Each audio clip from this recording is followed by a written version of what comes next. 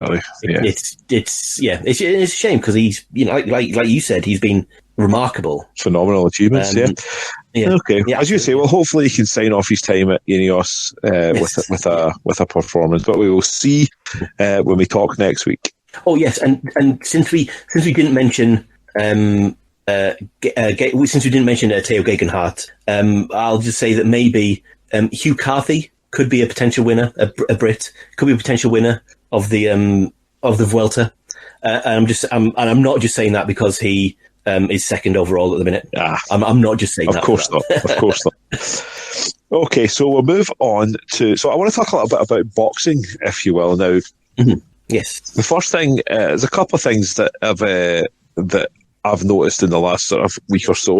The first is that Teófimo López managed to beat Lomachenko and became the undisputed lightweight champion of the world, and he is the youngest to hold all 4 belts. So talk to me about that achievement and how special a talent he is, because again, in my limited sort of knowledge in boxing, Lomachenko was a big deal, and this kid took him apart by all accounts, and it was a unanimous points decision at the end of the night. So yes, it was. How special is this guy, and is he somebody that is going to be around for a while?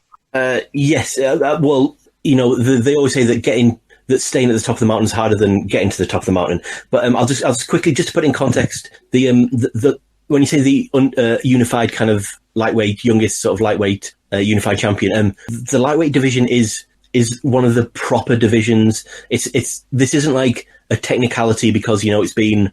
It's like the cruiserweights or something, or it's a newish division or something that's never really had a lot of things. This is the division that Sugar Ray Robinson. Right. Okay. See, I know who that is. Yeah. That it was in the olden days. There was lightweight, there was middleweight, and there was heavyweight. That was it. And then eventually they got light heavyweight into sort of middleweights getting beaten up if they went for it. But yeah, that was in the olden days. They were the only divisions, and now we've got sort of multiple divisions in between them ones. But this is like a landmark kind of like it's a landmark event in one of the most prestigious kind of like divisions in boxing. I'll just quickly tell you about Lomachenko, the guy he beat. We mentioned him on the boxing podcast, which is available. The Sport Yosh's Extra podcast, boxing special. It's available on all the podcast sites that you can think of. Basically, Lomachenko, as an amateur, he was 396-1. He had 1 defeat. He had 396 wins. He was a multiple-time sort of amateur boxing world champion, and he then decided he'd had enough. He decided to go pro, and he basically after his second gold medal, he wanted to have a world title fight in his very, very first fight. He didn't like to do that. Yes, that's right. Yes, if you remember him, he instead he went for it in the second fight, and he basically so in his second professional fight he was fighting for a world title, and he lost that fight. But since then, he's basically become like a multiple weight kind of world champion. Looked absolutely unstoppable. He fought in featherweight, stepped up to sort of super featherweight, and then he stepped up to lightweight, and basically became sort of the quickest kind of 3-weight divisional champion. He took on a British guy, Luke Campbell. Oh yes, about this time last year at the O2. He beat $1 million Corolla. A few. Sorry, dates are really difficult to sort of time, but it's sort of springtime last year.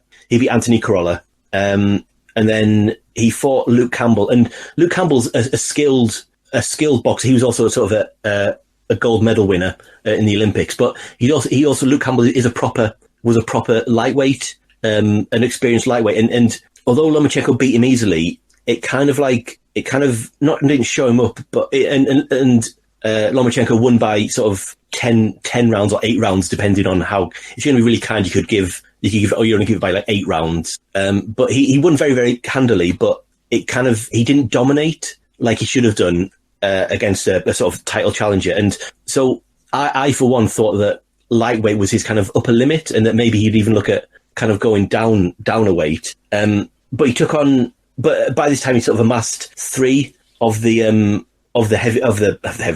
lightweight titles, and so then he went for this kind of the 4th title by taking on Lopez last weekend. And basically Lopez did an absolute job on him. I would kind of liken it to the Tyson Fury performance against Vladimir Klitschko. Wow. Okay. From one of those years ago. It was almost punch perfect. Lomachenko had a couple of good rounds, but Lopez kind of like, and there's stats can say anything, but he landed more punches than anyone else had ever landed on Lomachenko. But by a massive margin. He basically did everything he could. He basically nullified all of Lomachenko's kind of strengths and kept it going. And then in the last round as well, he absolutely sort of piled it on the last round as well. When it looked like it was kind of like turning back, he really put it on the last round and deservedly won by a really kind of big by a really big margin, and it was totally deserved. So I've talked about Lomachenko quite a lot, and he is one of the greats. But so Lopez, he's now 16-0. He's had 16 wins. He's only had 16 fights, 16 wins, and he's only 23 years old. So this is a man for the future, I think. Oh, so he'll be around for a while then, will he? He could be an absolute superstar. He is obviously he's a superstar, but he could be a poster boy for American boxing, worldwide boxing going forward. Because they really need a superstar, don't they? Because there's something that you haven't had, that American sort of superstar world champion. And I mean, certainly Deontay Wilder certainly was a million miles from it, wasn't he? So so hopefully this guy, because I mean, America, you need a strong America, don't you? Because it's fighting and all, like Madison Square Garden and Las Vegas and all these different places. So hopefully he can be the guy who raises the profile of the sport over there. Yeah. And I think so. He's a lightweight kind of champion now. At 23, I think he's got time to grow. He's not the tallest kind of boxer, but I think he'll be able to put on. I think we could be talking about a potential middleweight by the time he turns 30. Right. Okay. And who knows who'll still be around at that time? But he could be a really dominant force in professional boxing in the 2020s. It could almost be like the Lopez kind of like show when it comes to boxing. Excellent. There's going to be some really great, hopefully anyway, there'll be some really great high profile fights for him over the next 5-10 years that, will really set and take the sport to another standard. Hopefully anyway. That's... So if he's going to be around for a while, is there any British fighters in the lightweight division that will as a potential future fight for him? Anybody that can get near him from this side of the pond? In the lightweight, there are some British boxers around there, but I don't think they'll be able to touch him.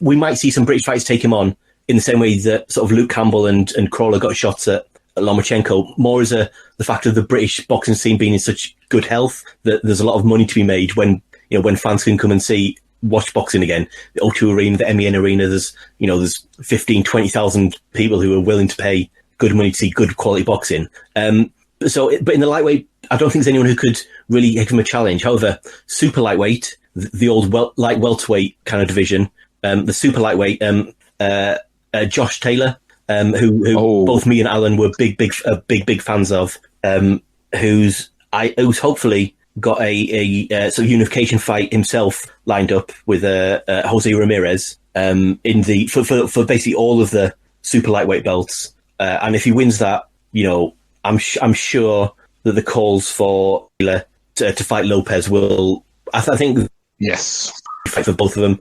The unified, it just seems to make sense. The unified lightweight champion and the unified super lightweight champion. I think that could be an absolute. A huge kind of British fight. Yeah. I mentioned that Ramirez against Taylor could be a great fight, a great sporting event rather than just like a boxing event. It could be a great sporting event. If Taylor won that and then went on to fight Lopez, that's the level of like Ricky Hatton fighting Mayweather or Ricky Hatton fighting Pacquiao like he did. It's that kind of level of thing, and hopefully he'll have a better result than both of those. I do think he'd have the skills to kind of be able to compete at that level anyway. And if he did have the size advantage as a naturally slightly bigger person, I think that'd be one that I'd really, really look forward to in the hopefully in the future. Yeah. Okay. So the other thing is now. I famously don't know much about boxing. However, I did get to listen to you and Alan on the boxing podcast, as James said, available where podcasts are downloaded anywhere.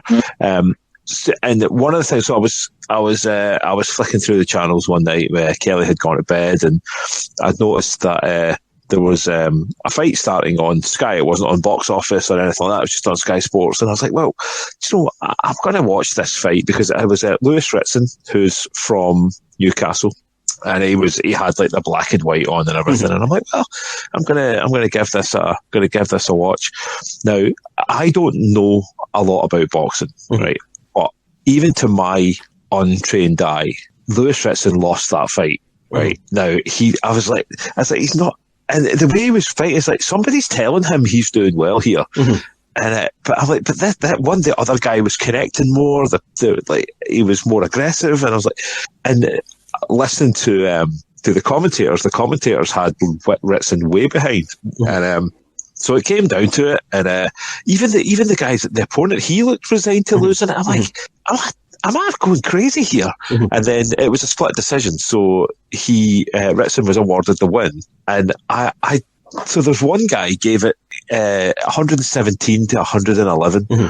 Now, so like, how can somebody look at, I get that everything's objective, right? Or subjective, but how can somebody get it so wrong? Now, later, on in the week, the boy who gave the fight to Ritson 117, 111 was under investigation for looking at his mobile phone during the fight, which was since he's been cleared of it. But so I know you didn't watch the fight, James, but like, how do they get it so wrong? Is it something as ugly as corruption? Is it incompetence? I mean, I could understand if that was at St James's Park and there was 50,000 people praying for Ritson and stuff, but there's nobody there. It was in Peterborough, right? And like, so there was no pressure on the officials from a crowd anyway. So is it something as ugly as corruption, or is it just incompetence, or like, what do you think happened there? So, I've got a few sort of like issues that I want to bring up, and hopefully I don't lose track too much of where I'm going with this. First of all, I want to say Terry O'Connor. He is a very, very well respected kind of British referee and judge as well. Like anyone who ever sort of judges anything or reviews anything, you know, there's going to be controversial kind of decisions in his past.